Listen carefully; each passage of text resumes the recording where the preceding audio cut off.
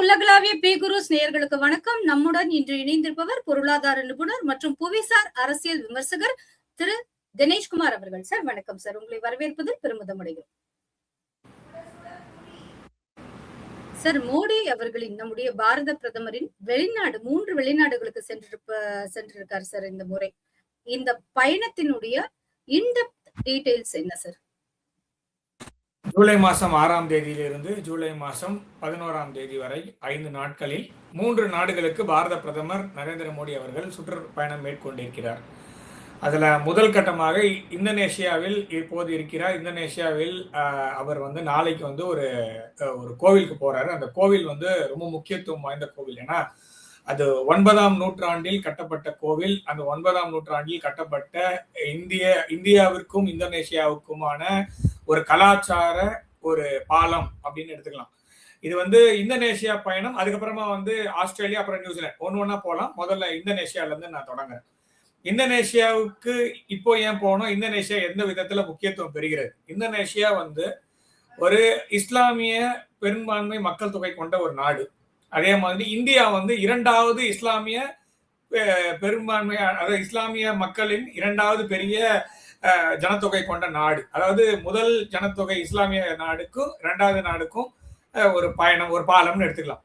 ஆனா இதுல ரெண்டுமே ஒரு பியூட்டி என்ன அப்படின்னு பாத்தீங்கன்னா, இந்த 2 நாடுகளுமே ஒரு காலத்தில் இந்து மெஜாரிட்டியாக, இந்துக்கள் பெரும்பான்மையாக வாழும் நாடாக, இந்து கலாச்சாரத்தை பின்பற்றும், இந்து கலாச்சாரத்தை பிரதிபலிக்கும் நாடுகளாக தான் இன்றுமே இருக்கின்றன. நான் சொல்றது இன்னைக்கு இந்தோனேஷியா இஸ்லாமிய நாடு அப்படின்னு பேசினாலும், இந்தோனேஷியாவுடைய அபிஷியல் ஏர்லைன்ஸோட பேர் பாத்தீங்கன்னா சமஸ்கிருதத்துல தான் இருக்கு. நம்ம ஊர்ல திராவிட மாடல், அப்புறமா இங்க இருக்கக்கூடிய தீகா அவங்க காதல எல்லாம் உழற மாதிரி சொல்லணும்னா கருடா அப்படின்ற பேர் தான் அங்க இருக்க ஏர்லைன்ஸோட அபிஷியல் ஏர்லைன்ஸோட பேர். ஸோ சமஸ்கிருதத்தை உள்ள வடமொழி திணிக்கிறாங்கன்ற மாதிரி இந்தோனேஷியால கூட அந்த நாட்டுடைய முதல் பிரதமர் ஜனாதிபதி இருக்கார் இல்லையா, அவர் பேர் சுகர்னோ அப்படின்னு பேர். அதாவது அவங்க அப்பா கர்ணன், அதாவது கர்ணனை பிடிச்சது. அதனால அதுலயும் கர்ணன்ல நெகட்டிவ் ஆஸ்பெக்ட்ஸ் எல்லாம் இருக்கு. அதனால சுகர்னோன்னு வைக்கலாம் அப்படின்னு சொல்லிட்டு சுத்தமான அப்படின்ற பேரை வச்சிருக்கிறாரு, சுகர்னோ அப்படின்ட்டு. அவரோட மகள் பேர் கூட சுகர்னோ புத்ரின்னு பேரு அவங்களுக்கு. அவங்க 2 பேருமே அந்த நாட்டுடைய ஆட்சியாளர்களாக இருந்திருக்கிறார்கள்.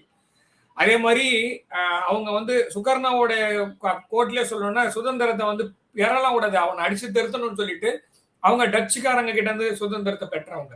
நம்ம எப்படி இங்கிலாந்துல இருந்து, அதாவது இங்கிலீஷ்காரங்க கிட்ட இருந்து நம்ம வாங்கினோமோ, அந்த மாதிரி அவங்க டச்சுக்காரனை அடிச்சு திருத்தி உண்மையிலே, அதாவது லிட்ரலி நம்ம நேருவெல்லாம் வச்சு ஒரு மாதிரி பூசி மெழுகி கடைசியில ஆக்சுவலா நேதாஜி சுபாஷ் சந்திர போஸ் ஒரு 6 மாசம் டைம் கொடுத்திருந்தா, சுகர்னோ அங்க பண்ணதை நம்ம இங்க நேதாஜி பண்ணியிருப்பார். அதே மாதிரி ஓட ஒட்டு அடிச்சிருப்பாரு.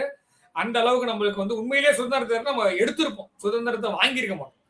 ஸோ சுகர்னோட வார்த்தையிலேயே சொல்லணும்னு பாத்தீங்கன்னா, அவர் சுதந்திரத்தை நம்ம பெறணும்னா அவங்ககிட்ட வாங்கலாம் கூடாது, அவன் அடிச்சு தருத்துன்னு. அந்த மாதிரி இருக்கக்கூடிய நாடுதான் இஸ்லாமிய நாடுதான். ஆனாலும் இன்றும் கலாச்சார ரீதியாக அவர்கள் பல்வேறு இந்து விஷயங்களை அவர்கள் பின்பற்றுகிறார்கள் அப்படின்றத நம்ம பார்க்கணும். ஸோ பல்வேறு வகையில பேர்லாம் கூட பாத்தீங்கன்னா, இப்ப இருக்க அதிபருடைய பேர் கூட ஒரு விதத்துல கலாச்சார ரீதியாக இந்து சமஸ்கிருதத்தை சார்ந்து இருக்கக்கூடிய பேர் தான் இருக்கு. அந்த இடத்துல முஸ்லீம்னா உடனே அரபிக் நேம் தான் இருக்கணும், இல்லைன்னா பர்ஷியன் நேம் தான் இருக்கணும்னு அவசியம் இல்லை.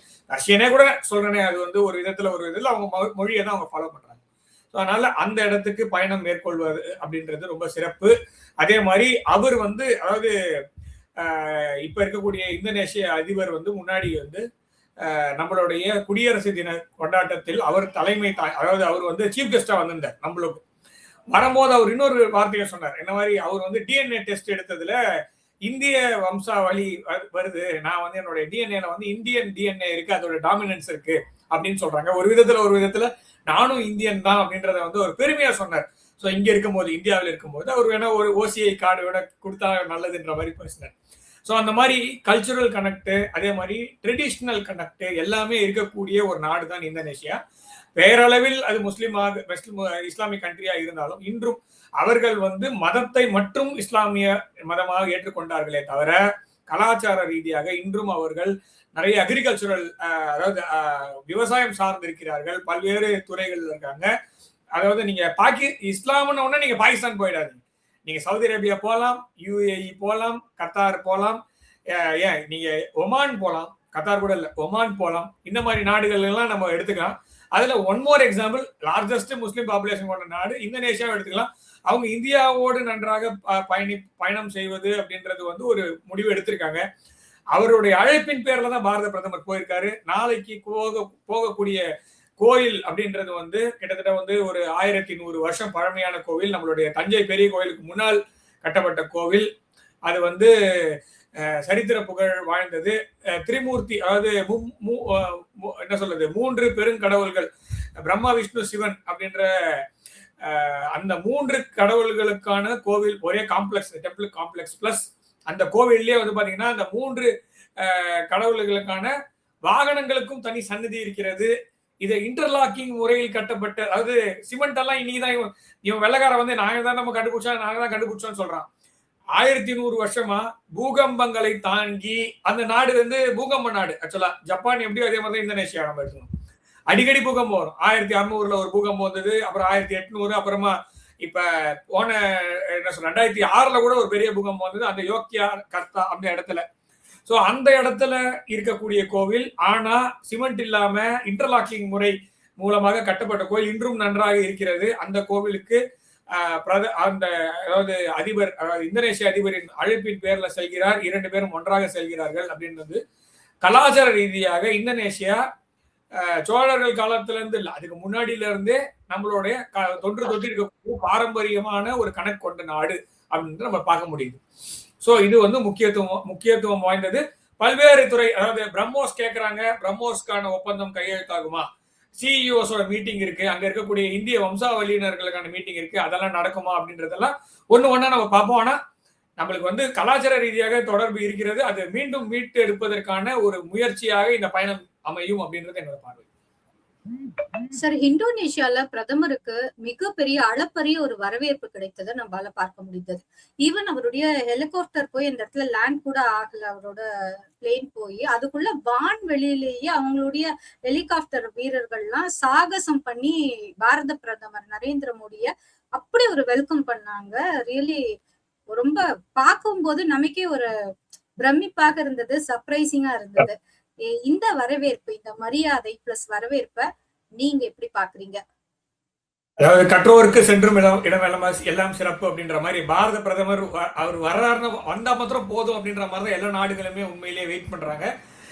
இஸ்ரேலுடைய இவர் பிரைம் மினிஸ்டர் இவர் பெஞ்சமின் நெட்டான்யாஹூ அவர்கள் வந்து டார்மாக்லயே வந்து ஒரு டென்ட் போட்டு வெயிட் பண்ணியிருந்தார். விட்டா பிளைட்லயே மேலே ஏறி கையை குடிச்சு கூட்டு வந்துருவார் போல இருக்கு. 70 ஆண்டுகளாக இந்தியாவுக்கும் இஸ்ரேலுக்கும் அதாவது தொன்று தொட்டு இருக்கக்கூடிய 2000 வருஷமா யூதர்களுக்கும் இந்தியாவில் இருக்கக்கூடிய மக்களுக்குமான ஒரு தொடர்புன்னு இருக்கு.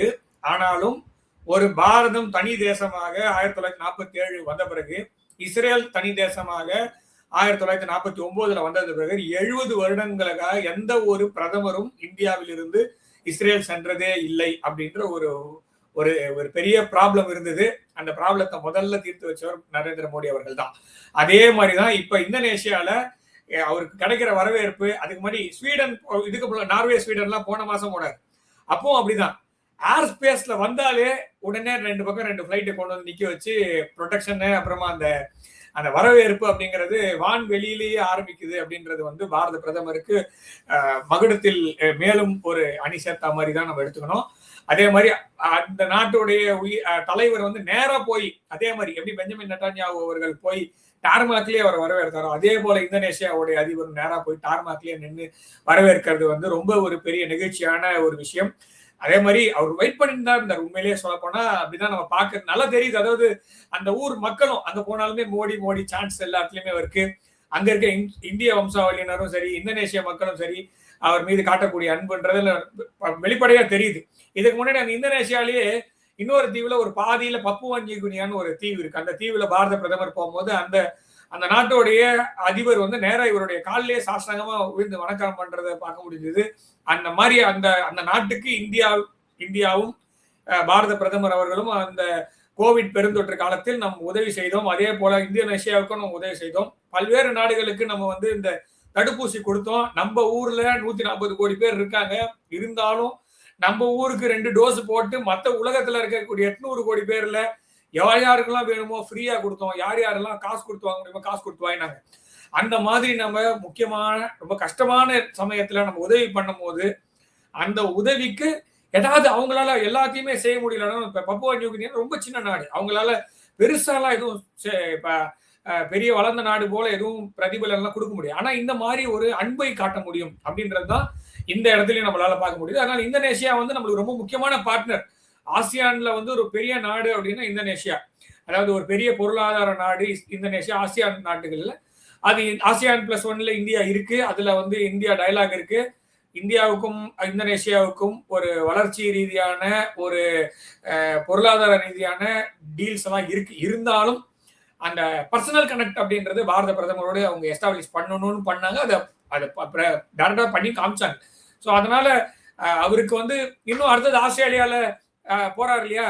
ஸோ ஆந்தனி ஆல்பனிஸ் தான் முதல்ல இவரை வந்து பாஸ்ன்னு கூப்பிட்டது. அதாவது ட்ரம்ப் வந்து இப்ப ரீசெண்டா G7ல நேரம் நடந்து போய் நான் தான் பாஸ் மாறு தட்டிக்கிட்டாரு. ஆனா யாரும் எல்லாம் சிரிச்சாங்க.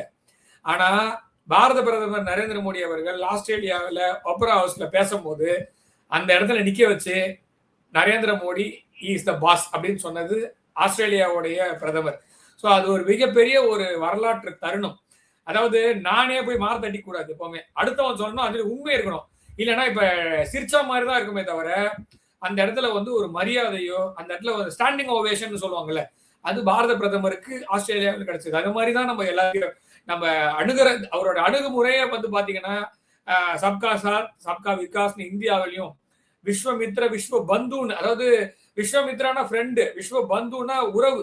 சோ உலகமே ஒரு உறவு அப்படின்றத நோக்கி பாரத பிரதமர் நகர்றார். விஸ்வாமித்ரன்றது போய் விஸ்வ பந்து ஆனார். அதனால பாத்தீங்கன்னா அந்த இடத்துல போற போது வரவேற்பெல்லாம் அப்படி கிடைக்குது அவருக்கு. சார் இந்தோனேஷியாவோட நம்ம என்னென்ன விதத்துல ஒப்பந்தங்கள் எல்லாம் போட்டிருக்கோம் சார்? நம்மளோட பொருளாதாரம் பிரம்மோஸ் எல்லாருமே எந்த மாதிரியான பூஸ்ட் நமக்கு ஆக்சுவலா அரிசி ப்ரொடியூஸ் பண்ற நாடுகள்ல பெரிய நாடுகள், அதாவது இந்தியா இருக்கு, இந்தோனேஷியா, இதெல்லாம் வந்து பெரிய என்ன சொல்றது இந்த நாடுகள், அதாவது விவசாயத்தை வேளாண்மை நாடுகள்னு எடுத்துக்கலாம். தீவுகள் தான் இருந்தாலுமே இந்தோனேஷியாலையும் ஒரு விவசாயம் சார்ந்து இருக்கக்கூடிய ஒரு கலாச்சாரமும் இன்றும் இருக்கிறது. அது அதே மாதிரி பொருளாதாரம் சார்ந்து இருக்கக்கூடிய அந்த காம்ப்ரிஹென்சிவ் இது என்ன சொல்றது எக்கனாமிக் ட்ரீட்டி, நம்ம அதாவது பொருளாதாரம் சார்ந்து இருக்கக்கூடிய ஒப்பந்தங்கள் நம்ம சைன் பண்றோம். நீங்க கேட்கிற முக்கியமான டிஃபென்ஸ்ல பிரம்மோஸ் உண்டா அப்படின்னா கண்டிப்பாக இருக்கும் அப்படின்றது என்னோட பார்வை. ஏன்னா பிரம்மோஸ் வந்து உண்மையிலேயே வந்து ஒரு பிரம்மாஸ்திரம். அதாவது பிரம்மோஸ்ன்றது வந்து அதாவது இந்தியாவுக்கும் ரஷ்யாவுக்கும் காமனான ஒரு ஆயுதம். அது அந்த ஏவுகணை உலகத்தில் ஆக சிறந்த ஏவுகணை அப்படின்ற மாதிரி பார்க்கலாம். அது வந்து பாத்தீங்கன்னா 1.5 பிரம்மோஸ், அதாவது 2 பிரம்மோஸை ஏதாவது ஒரு பொருள் மீது ஏவி விட்டு அப்படியே கண்ணு மூடிக்கலாம். அது வந்து கண்டிப்பா அது காலியாயிடும். ஏன்னா ஒண்ணுத்த மாத்திரம் இன்டர்செப்டே பண்ண முடியாது. சப்போஸ் இன்டர்செப்ட் பண்ணாலும் ஒண்ணு மாத்திரம் தான் பண்ண முடியும், இன்னொன்னு பண்ண முடியும். அதனால ஃபயர் 2 அண்ட் ஃபர்கெட் அப்படின்ற மாதிரி தான். ஃபயர் 1 ஃபர்கெட் தான் கணக்கு, பட் ஃபயர் 2 ஃபர்கெட்னு எடுத்துக்கலாம். அந்த மாதிரி எடுத்துட்டு போகலாம். ஸோ அப்படிப்பட்ட இந்தியாவில் இருக்கக்கூடிய பிரம்மபுத்திரா என்ற நதியும் அதே மாதிரி ரஷ்யாவில் இருக்கக்கூடிய மாஸ்க்வா என்ற நதியும் சேர்ந்து பிரம்மோஸ் அப்படின்ற மாதிரி பிரம்மாஸ் அப்படின்ற மாதிரி இருக்கக்கூடிய பேர் தான் அது. அது வந்து இந்தோனேஷியாவுக்கும் ரஷ்யாவுக்குமே இப்போ உறவுகள் புதுப்பிச்சுட்டு வராங்க. அதனால இந்தோனேஷியா ரொம்ப விரும்பி கேட்கறது வந்து பிரம்மோஸ் கேட்கறாங்க. ஏன்னா வியட்நாம் வாங்கியிருக்காங்க, பிலிப்பைன்ஸ் பேச்சுவார்த்தையில இருக்கு. பிரம்மோஸ் வந்து பிலிப்பைன்ஸ்க்கும் கொடுத்து இந்தோனேஷியாவுக்கும் கொடுத்துட்டோம்னா, அதாவது தென்சீன கடல் பகுதி அப்படின்னு இருக்கக்கூடிய பகுதியில சைனா வந்து தன்னுடைய ஆதிக்கத்தை ரொம்ப செலுத்துறாங்க. அதுல பாதிக்கப்படுற பல நாடுகள்ல இந்தோனேஷியா நம்ம கேட்கலாம், டே நீ வந்து சீனா வந்து மேல இருக்குது, இந்தோனேஷியா கீழே இருக்கு, அதாவது ஒரு எங்கேயோ மொட்டை தலைக்கும் முழங்காலுக்கும் முடிச்சு போடுற மாதிரி இருக்கே அப்படின்னா சைனாவுடைய ஆதிக்கம் அந்த மாதிரி. சைனா வந்து 14 நாடுகளோடு ஒரு பார்டர் கொண்ட நாடு, எல்லைப்புறங்களை கொண்ட நாடு, 22 நாடுகளோட பார்டர் டிஸ்பியூட் கொண்ட நாடு. அமெரிக்காவோட பார்டர் டிஸ்பியூட் இருக்குது. ஆமா, நான் சொல்றது கரெக்ட் தான். அமெரிக்கா அலாஸ்காவில அவங்களுக்கு கிளைம் இருக்கு. அலாஸ்காவில் இருக்கக்கூடிய பகுதி என்னுடைய பகுதின்னு சொல்ற அளவுக்கு மனசும் தேவையும் ஆசையும் இருக்கிறது. ஆஸ்திரேலியாவோட அவர்களுக்கு எல்லை தகராறு இருக்கு, இந்தோனேஷியாவோட எல்லை தகராறு இருக்கிறது, புரூனேயோட எல்லை தகராறு இருக்கு, வியட்நாமோட எல்லை தகராறு இருக்கு. ஸோ 9 டேஷ் லைன் அப்படின்னு சொல்லுவாங்க. அந்த லைன் அவன் கிளைம் பண்றான். தைவான் வந்து அவங்க கூட போயிடுச்சுன்னா அந்த 9 டேஷ் லைன் ஃபுல்லா எஃபெக்ட் வந்ததுன்னா உலகத்துல இந்த பக்கத்து தென்சீன கடல் பகுதி மொத்தமும் எந்து, பிலிப்பைன்ஸ்ல இருக்கிற பாதி எந்து, இந்தோனேஷியால இருக்கிற சில தீவுகள் எந்துன்ற அளவுக்கு போற லெவல்ல தான் அவங்க இருக்காங்க. அதனால பிரம்மோஸ் அவர்கள் மேலும் அவருடைய ஆயுதம் வந்து அவங்களுடைய சைனாவோட ஆதிக்கத்தை கண்ட்ரோல் செய்வதற்காகவும் இந்தியா அப்புறமா போன்ற தோழமை நாடுகளோட இணைந்து செயலாற்றுவதற்கும் பிரம்மோஸ் அவர்களுக்கு தேவையாக இருக்கும். அதை அவங்க வந்து இன்ட்ரெஸ்ட் வச்சிருக்காங்க. அந்த இன்ட்ரெஸ்ட்டை நம்ம வந்து மோஸ்ட்லி எனக்கு தெரிஞ்ச வரைக்கும் இந்த பிரம்மோஸ் ஒப்பந்தம் கையெழுத்தாகிவிடும். சப்போஸ் கையெழுத்து ஆலனாலும் இன்டைரக்டா எப்படி கொடுக்க முடியுமோ அப்படி கொடுப்பாங்க. எப்படி சைனா வந்து பாகிஸ்தானுக்கு எப்படி ஆயுதம் சப்ளை பண்ணுதோ, நம்ம டர்க்கி எப்படி வந்து வெளில சொல்லிட்டா பண்றான், சொல்லவே இல்லை. அமெரிக்கா எந்த வார்த்தையும் கேட்க மாட்டான். அதே மாதிரி பிரம்மோஸ் அபிஷியலா இல்லைனாலும் அன்அபிஷியலா இந்தோனேஷியாவுக்கு எப்படி தர முடியுமோ அப்படி தருவதற்கான ஒரு சாத்தியக்கூறுகளை ஆராய்வதற்காகவும் இந்த பயணம் அமையும் அப்படின்றதான் என்னுடைய பார்வையை இருக்கிறேன். அதனால பொருளாதார ரீதியாகவும் வேளாண்மை ரீதியாகவும் அங்க இருக்கக்கூடிய மக்கள் ஆற்றல், அதே மாதிரி ஆற்றல் சக்தி, அப்புறமா ஏஐ தொழில்நுட்பம், அப்புறமா வந்து டிஃபென்ஸ், இது எல்லாத்துலயுமே இந்தியாவுக்கும் இந்தோனேஷியாவுக்குமான ஒப்பந்தங்கள் கையெழுத்து ஆகும் அப்படின்றது என்னுடைய நம்பிக்கை.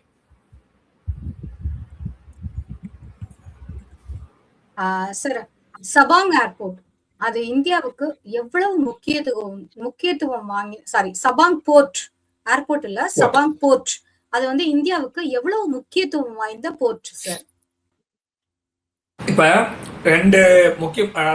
ரெண்டு முக்கியமான சோக் பாயிண்ட்ஸ் நம்ம பார்க்கலாம். முதல்ல வந்து இப்ப ஹார்முஸ் உலகமே உற்று நோக்கிய ஒரு சின்ன குறுகலான பாதை அப்படின்னா ஹார்முஸ் ஸ்ட்ரைட். போன ஒரு 4 மாசமா, அதாவது எனக்கு தெரிஞ்ச வரைக்கும் மார்ச் 1ஆம் தேதி 3ஆம் தேதியில இருந்து எடுத்துக்கோங்க, மார்ச் 3-4 தேதியில இருந்து ஜூலை மாசம் 3ஆம் தேதி 4ஆம் தேதி வரைக்கும் உலகமே உற்று பார்த்து எல்லாருமே ரொம்ப பேசினது வந்து ஒரே ஒரு இடம் தான், அது ஹார்முஸ் ஸ்ட்ரைட். முதல்ல வந்து மொஜாபா கமினை வந்து முதல்ல படுத்துட்டாரு குறுக்கல. அதுக்கு மேல பக்கத்துல நானும் வரேன்னு சொல்லிட்டு அவரும் குறுக்கால வந்து ட்ரம்ப்பும் ஒரு சங்கிலி போட்டு கட்டி 2 பேரும் க்ளோஸ் பண்ணி வச்சது ஒரு சோக் பாயிண்ட்.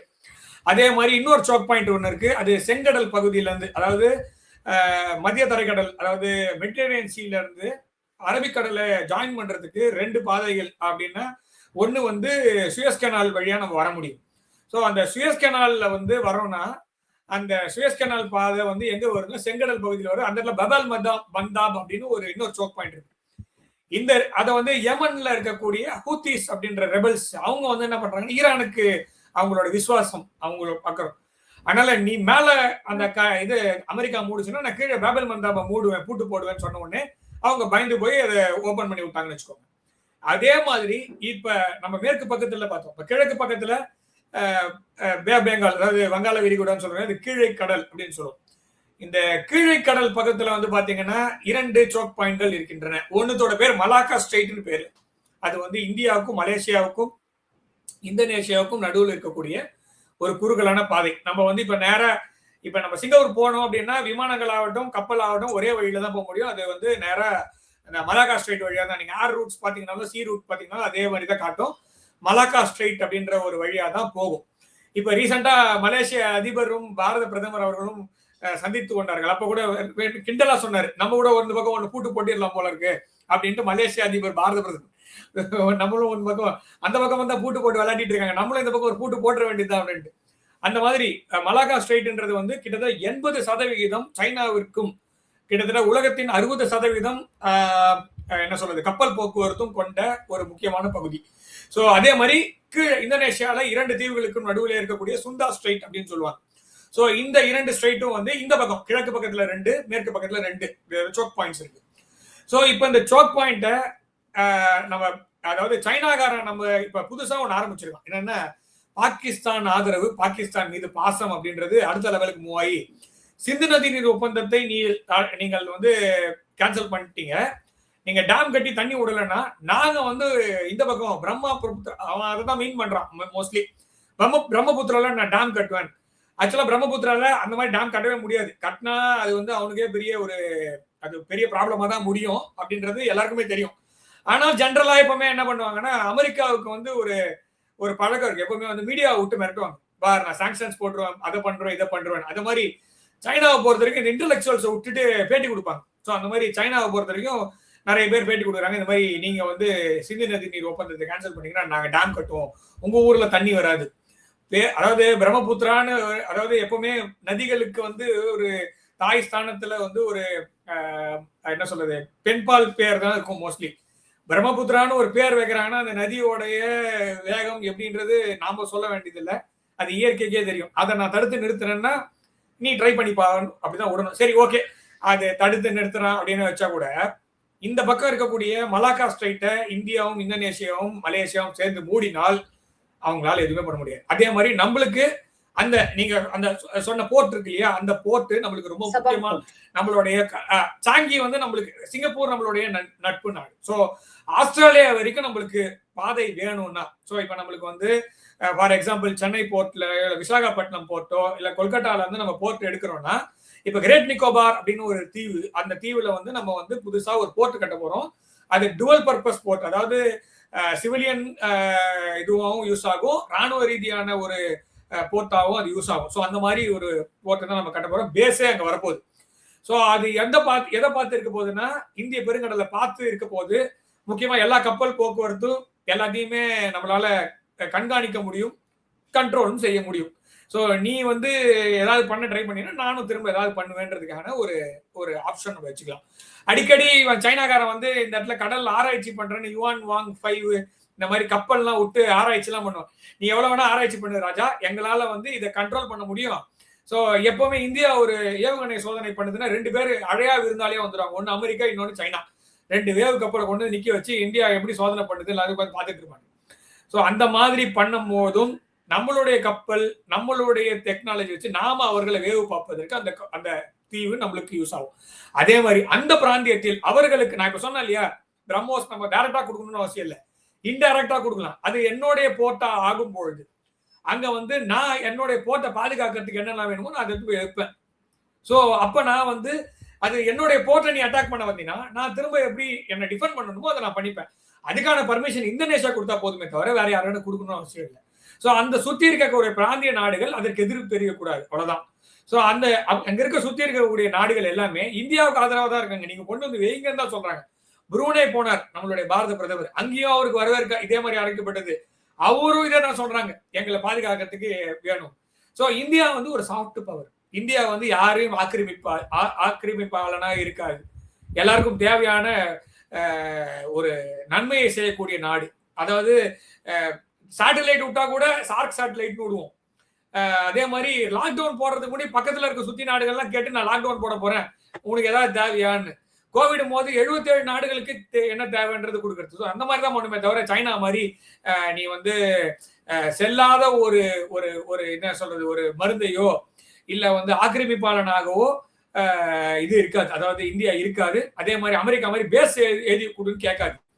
பேச வச்சுக்கும், பேச பாதுகாக்கும், அந்த நாட்டுக்கும் ஒரு உதவியா தான் இருக்குமே தவிர அந்த நாடு பிடிக்கிற வேலையை இந்தியா செய்யாதுன்றதுனால எல்லா நாடுகளும் தங்களுடைய நாட்டில் இந்தியாவுடைய பிரசன்ஸ் இருப்பதை விரும்புகிறார்கள்.